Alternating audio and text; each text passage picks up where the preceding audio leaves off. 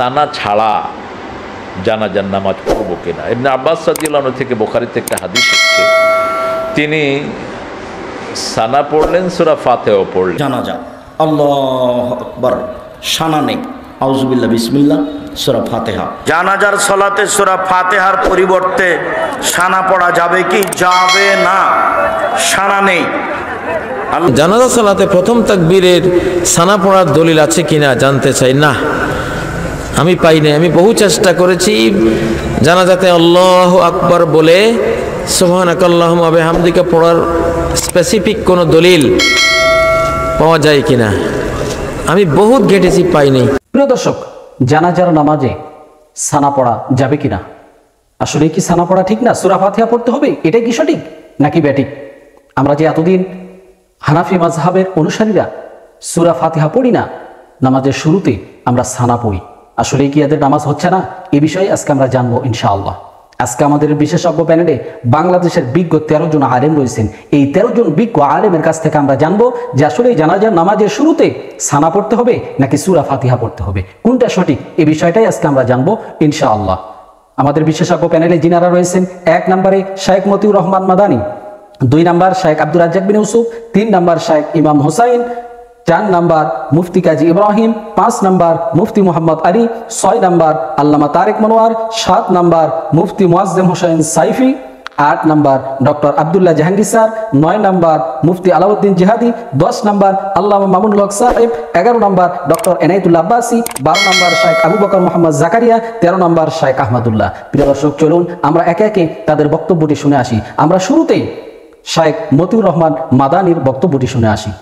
জানাজায় হানাফি সমাজে সানা পড়ে প্রথম তাকবীরের পরে, কিন্তু সূরা ফাতিহা পড়ে না, অথচ সানা পড়ার কোনো দলিল নাই, পক্ষান্তরে সূরা ফাতিহা পড়ার দলিল রয়েছে হাদিসে। সুতরাং সুন্নত অনুযায়ী পড়বেন।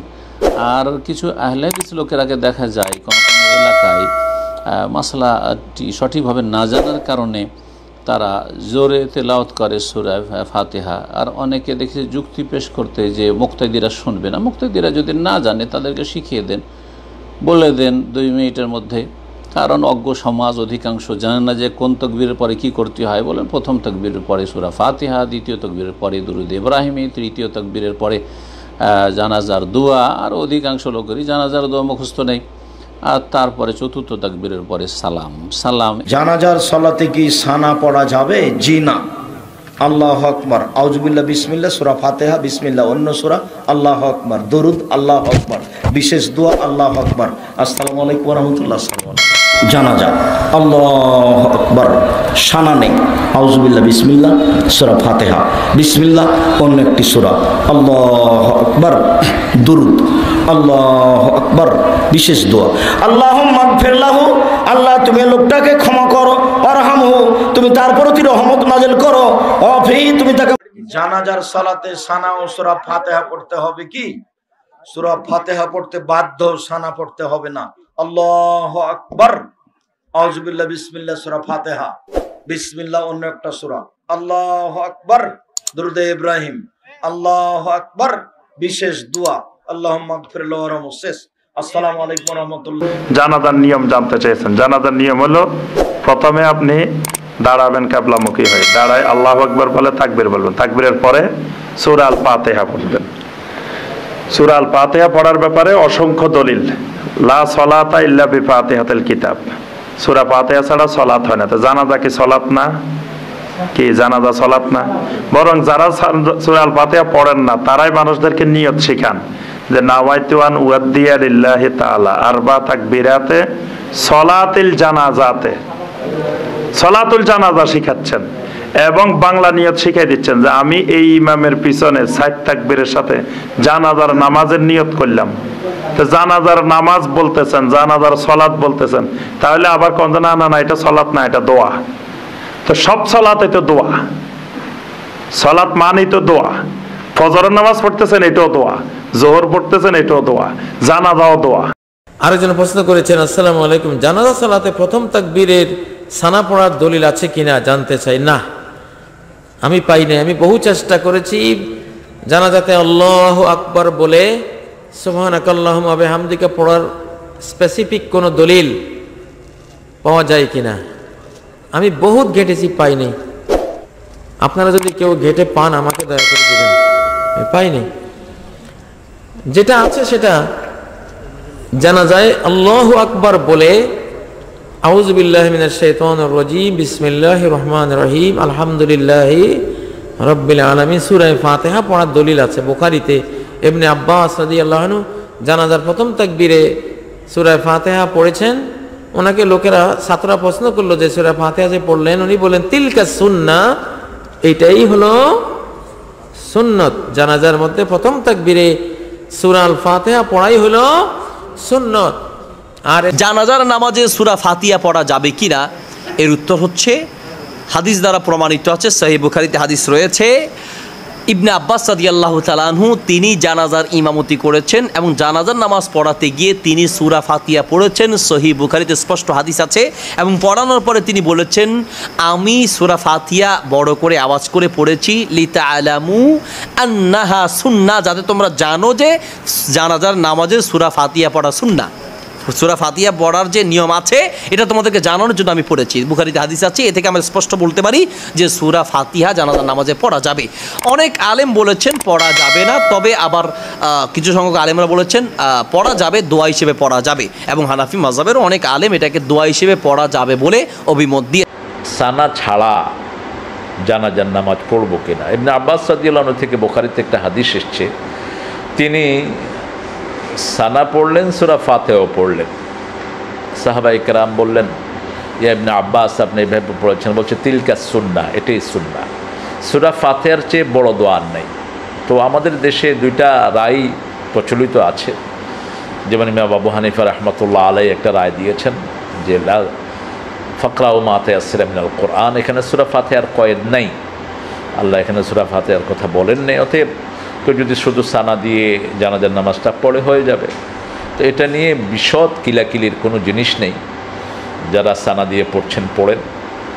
তবে আহসান হলো, শ্রেষ্ঠ হলো সূরা ফাতিহা দিয়েই পড়া, কারণ সূরা ফাতিহার চেয়ে বড় দোয়া যে মাইয়িতের জন্য এটা নসিব হলো, এর চেয়ে বড় দোয়া আর কী হতে পারে তার জন্য। সানা মানে হলো প্রশংসা করা, আর পৃথিবীতে সবথেকে বড় সানা হলো আলহামদুলিল্লাহি রাব্বিল আলামিন, আলহামদুলিল্লাহি রাব্বিল আলামিন। এর থেকে বড় সানা বা এর থেকে বড় প্রশংসা এটা হয় না। জানাজার নামাজে সূরা ফাতিহা পড়েছেন এই মর্মে সরাসরি দলিল রয়েছে। নাসাঈতে মাজরুহিন মিনাল মুহাদ্দিসিন ইমাম হিব্বান উল্লেখ করেছেন, দারাকুতনিতে মুস্তানাফে আব্দুর রাজ্জাকে হাদিস উল্লেখ করেছে, তাবারানি মুজামুল কবিরের 13 নম্বর পৃষ্ঠায় 128 নম্বর, এছাড়া আহকামুল জানাইজ এই কিতাবের 28 নম্বর পৃষ্ঠায় আলবানী এই হাদিসটি উল্লেখ করেছেন। অনেক অংশে সহিহ হাদিসে আছে। ইবনে আব্বাসকে প্রশ্ন করা হলো যে জানাজায় সূরা ফাতিহা পড়া যাবে কিনা। ইবনে আব্বাস রাদিয়াল্লাহু তাআলা আনহু বলেছেন যে মুয়াবিয়া রাদিয়াল্লাহু তাআলা আনহু জানাজায় সূরা ফাতিহা পড়তেন, আর তোমরা মুয়াবিয়া সম্পর্কে জিজ্ঞাসা করো, মুতাহাররিয়াল লিল খায়রি, তিনি অনেক কল্যাণমূলক কাজ করতেন। মুলাযিমাল লিসুন্নতি, মুয়াবিয়া রাসূলের সুন্নতে তিনি পাবন্দী ছিলেন। ইয়াসআলুনি আনিল ফিকহি, তারা যদি মাসালা জিজ্ঞেস করা হতো শরীয়তের কোনো ব্যাপারে, তিনি অত্যন্ত চমৎকার করে তিনি এটা বলতেন, এবং তিনি জানাজায় সূরা ফাতিহা পড়তেন। কারণ সমস্ত সাহাবীগণ বলতেন নিঃসন্দেহে জানাজায় সূরা ফাতিহা হলো সুন্নাহ পড়া। সুতরাং জানাজায় সানার পরিবর্তে সুবহানাক আল্লাহুম্মা ওয়াদা আল্লাহ সানাউকা ওয়া লা ইলাহা গায়রুকের পরিবর্তে ইমাম হুমাম কামালউদ্দিন হুমাম রহমতুল্লাহ আলাইহি, আল্লামা বদরুদ্দিন আইনি রহমতুল্লাহ আলাইহি, মোল্লা আলী কারি রহমতুল্লাহ আলাইহি, আনোয়ার শাহ কাশ্মীরি বুখারী শরা ফাইজুল বারির মধ্যে এবং মালাবুদ্দা মিনহুর মধ্যেও কাজী সানাউল্লাহ পানিপতি রহমতুল্লাহ আলাইহি এবং শারহে মাআনিল মুখতাসার ইমাম জাফর আত-তাহাবি বিশিষ্ট হানাফি, তিনি পর্যন্ত, এবং কি বাংলাদেশের যে শাইখুল হাদিস আল্লামা আজিজুল হক তিনি বুখারীর অনুবাদ করেছেন, সেই অনুবাদেও কিন্তু তিনি সূরা ফাতিহা পড়াকে সানার পরিবর্তে উত্তম বলেছেন।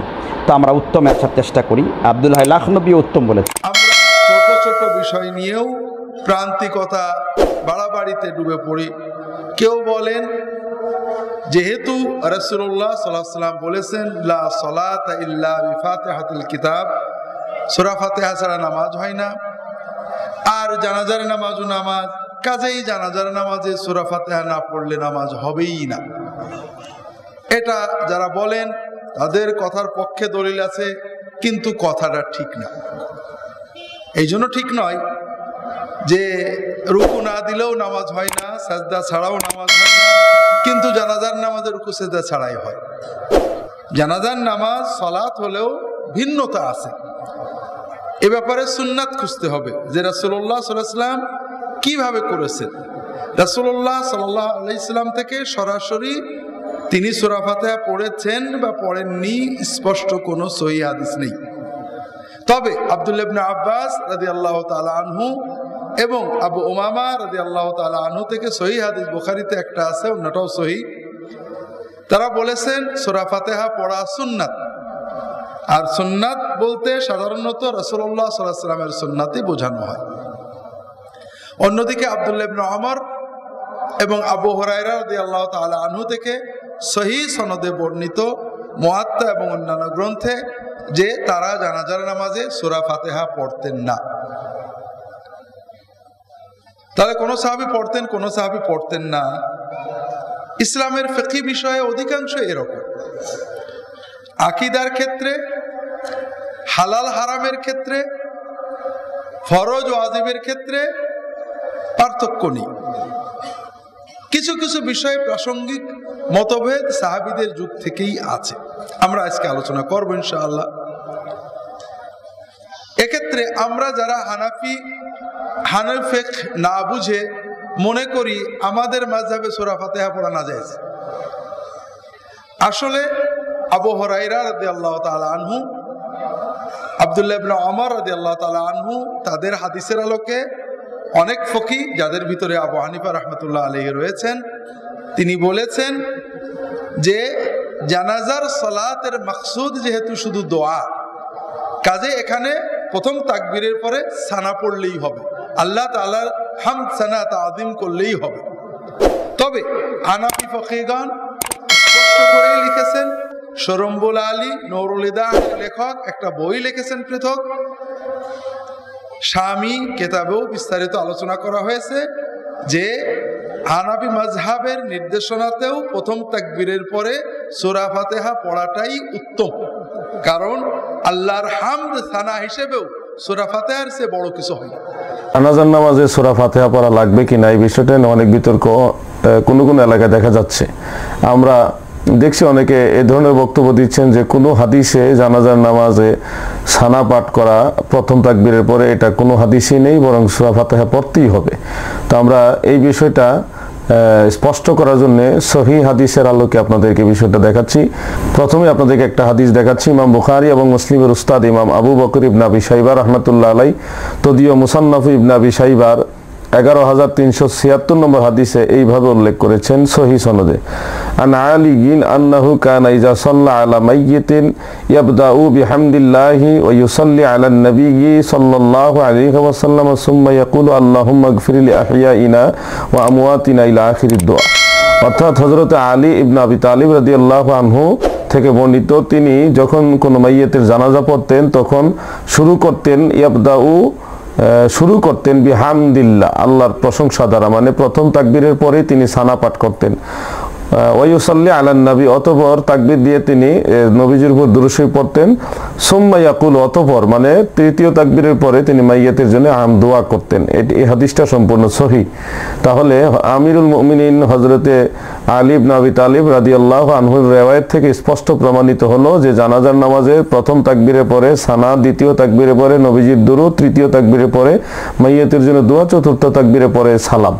তো এই ব্যাপারে আরেকটা সহিহ হাদিস আপনাদের দেখাচ্ছি, যেটা ইমাম মালিক রাহমাতুল্লাহ আলাইহি তদীয় মুয়াত্তা গ্রন্থের 775 নম্বর হাদিসে স্পষ্ট উল্লেখ করেছেন, এবং ইমাম তাবারানী তার আদ-দুআ গ্রন্থের 1200 নম্বর হাদিস উল্লেখ করেছেন। মুসান্নাফু আব্দুর রাজ্জাক সেই কিতাবের 6425 নম্বর হাদিস উল্লেখ করেছেন। ইমাম বগবী রাহিমাহুল্লাহ শরহে সুন্নাহ কিতাবের 1496 নম্বর হাদিসে বিশুদ্ধ সনদ উল্লেখ করেছেন। এই জন্যে জানাজার নামাজে সূরা ফাতিহা পড়া ডাইরেক্ট সুন্নত বলা উচিত হবে না, কারণ এটা রিওয়ায়াতের মধ্যে ভিন্নতা রয়েছে, বরং সুন্নতের পরিপূর্ণতা হিসেবে ইবনে আব্বাস এককভাবে সেটা বলেছেন। যদি রাসূল সাল্লাল্লাহু আলাইহি ওয়াসাল্লামের একটা সুন্নাহ হইতো তাহলে আব্দুল্লাহ ইবনে ওমর, হযরত আলী ইবনে আবি তালিব, আবু হুরায়রা সহ এক জামাত সাহাবী তারা এই হাদিস জানাজার নামাজের ব্যাপারে তারা হাদিস বর্ণনা করেছেন, কিন্তু কেউ সূরা ফাতিহার কথা উল্লেখ করেনি।